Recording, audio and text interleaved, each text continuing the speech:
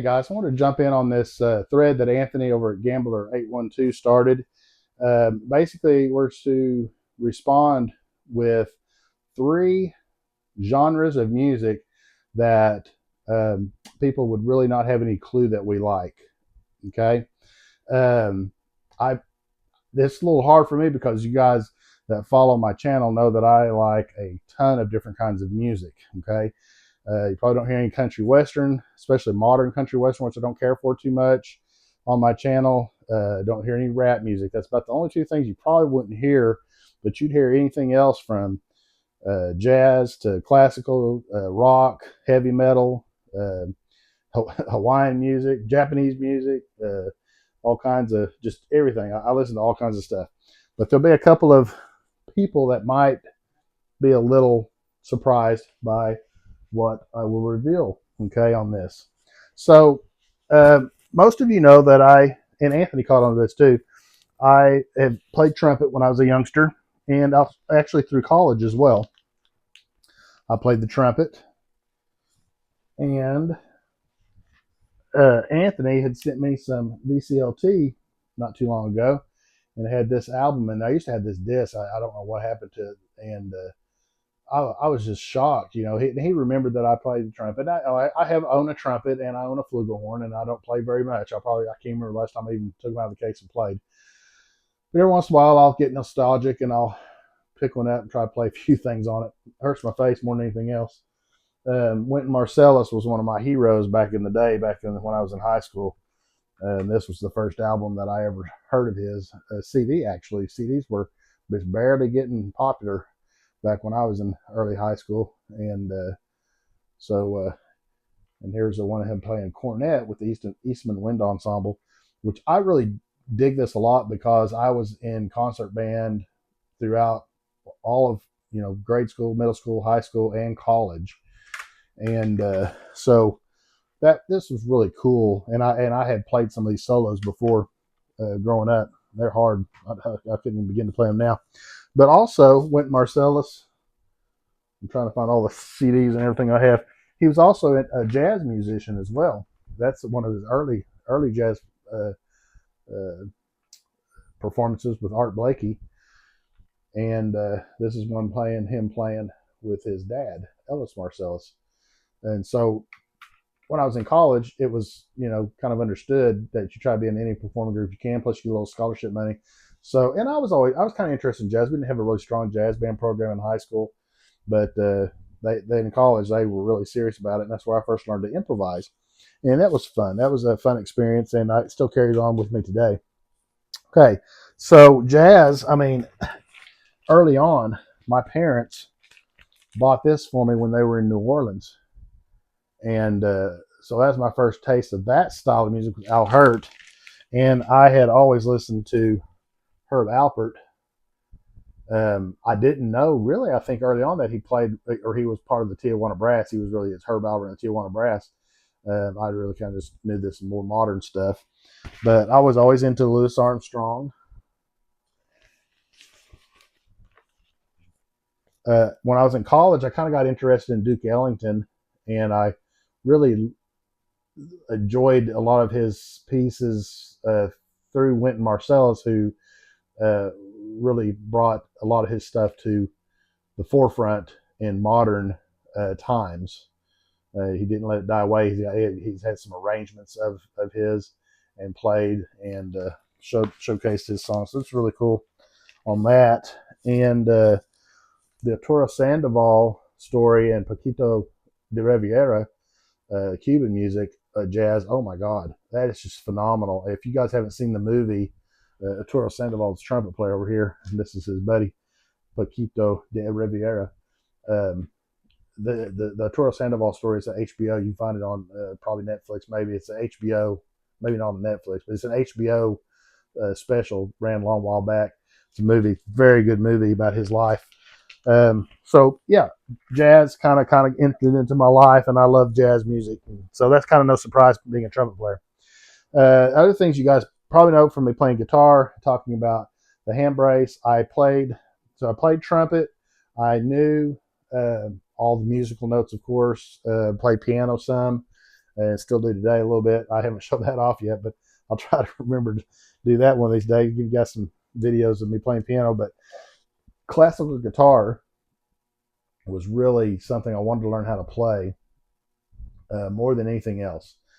Um, when it comes to guitar. Now, when I first started playing guitar, this would surprise a bunch of you.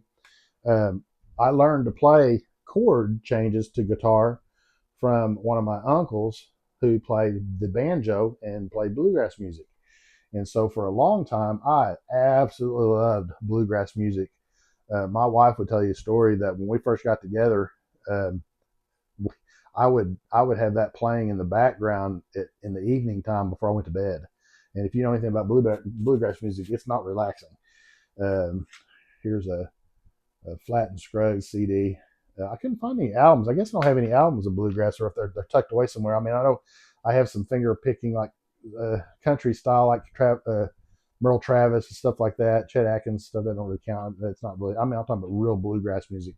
You got a fiddle, a banjo, mandolin, bass. That's your kind of four uh, main components there, main instruments. So that was something that's kind of strange. And I still love bluegrass music. And I can't find all my CDs. I've probably got 25 CDs of bluegrass music, and I've got probably at least 50 bootleg ones, copies that my uncle has made me of different songs for me to learn back in the day. Okay, so those probably bluegrass probably surprised you. Classic guitar. Let's get back to that. I'd heard of Segovia before, and his protege John Williams. There's another John Williams from music from the Baroque era. This is all classical guitar, so I know how to read the music. So I just applied that to learning the notes of the guitar. It's not that big of a deal. I already knew how to play, so I just watched videos and took a few lessons and developed technique. And I played classical guitar for about 15 years, pretty much solid, before I have damaged this basal joint on both hands. Actually, I'm not wearing the brace on this one. It's not bothering me too much today. This one is really bothering me a lot the last couple of days. So I find every once in a while, real famous classical guitar player, I find something. I've got a few more I've showed off on my channel before. So probably not a big surprise, but yes, I played classical music, classical guitar, because I knew the notes anyway, and so I just applied that to the guitar. Okay, a couple of these next two items here you probably would be shocked about. Well, maybe not. When I was in college, I took a class, and this was the required uh, albums. Well, we didn't have to buy them; I just bought them. And they had a listening lab at the college that you could go in and study and listen to these songs. Okay, and basically the class was to expose you to as much classical music as possible. Okay, and I know how to read music, of course, being in high school, but I didn't know how to read a full score. Let's find something that might be familiar. Mozart Piano Concerto. That's Beethoven Piano Sonata. Beethoven Symphony Number 5. Everybody knows this tune. I'm talking about everybody knows this tune. If you don't know this tune, you've been under a rock your entire life. Beethoven Symphony 2. Now, I don't sing worth crap, but right here.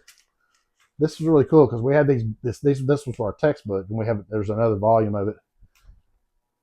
Bum bum bum bum bum bum bum bum. And it has all the music of the entire orchestra that you can follow along. And what might be interesting in this, I thought was really cool, that the important parts were highlighted in white. It's black and white, but so the grayed out.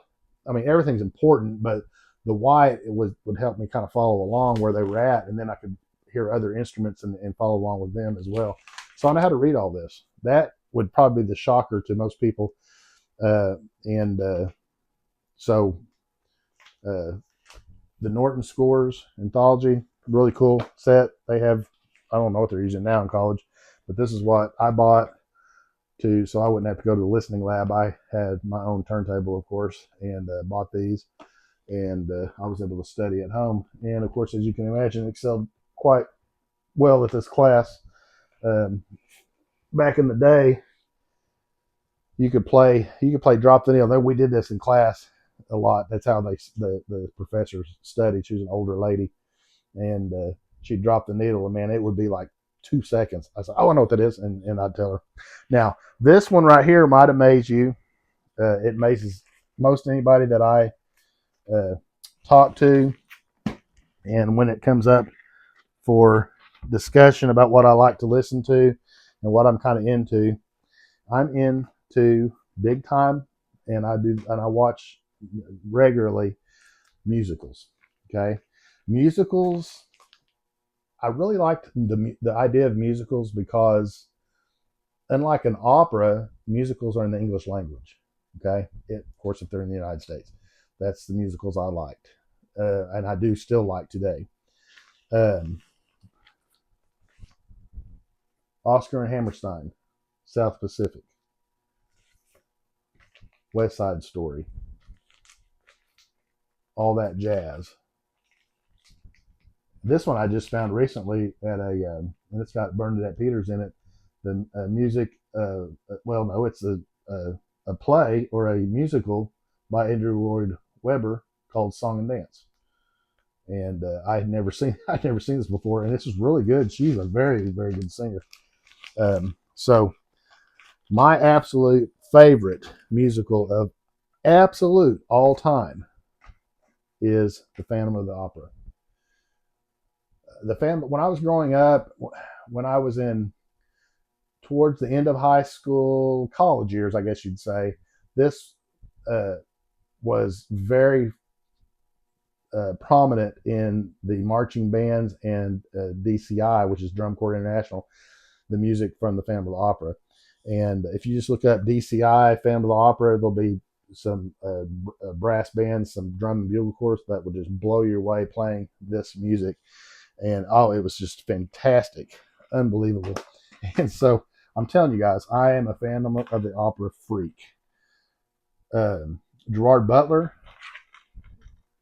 came out when they had this movie. And it's a movie, but it's the musical Phantom of the Opera. I was just like, you guys, if you don't know who Gerard Butler, he's like badass guy. Plays movies where he's like, tearing it up. He's a tough guy. And he plays the Phantom of the Opera, and I never can remember this girl's name. Rosin, I think, Emily Rosin. Yeah. Oh my gosh, Minnie Driver's in this.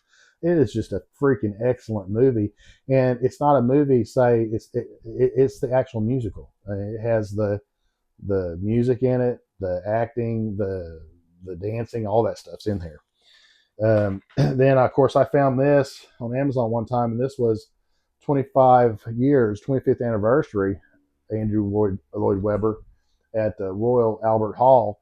And at the end of this, when it has a lot of the original cast members, like Sarah Brightman comes out and sings a song.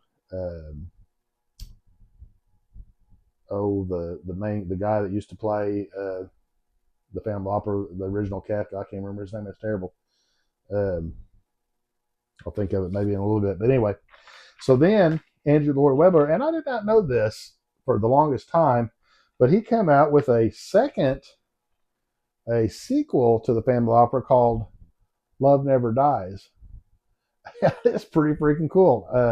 This is the not the movie. This is like on stage, but it's made for it's professionally filmed. It's not like there's a person in the background filming. Okay, so guys, I love musicals. Cats, another freaking awesome musical. Oh, here's the Cats DVD. Even the newest Cats, I thought was excellent. Had horrible reviews, and I've got the DVD somewhere around here, a Blu-ray.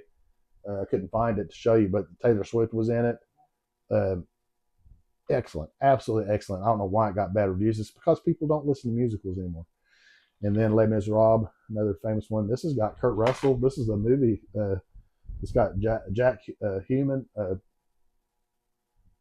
Hugh Jackman, goodness gracious, Hugh Jackman, Russell Crowe, Anne Hathaway, Amanda Seyfried, famous actor, and they all sing absolutely marvelous. Russell Crowe, and Hugh Jackman, they are absolutely awesome, phenomenal singers in musical theater. It's absolutely amazing. They were trained in that, guys. So there you go. That would be the shocker for anybody, I think, Anthony. I love musicals, classical guitar, classical trumpet, bluegrass music. I listen to bluegrass music every once in a while still today. And I love symphonic music, and I love putting on some of these records every once in a while and just following along like you're reading a book. I'm just reading the music notes. So, hey, hope you guys enjoyed this. Appreciate you guys. Anthony, appreciate you, buddy. And I'll catch you guys on the next one.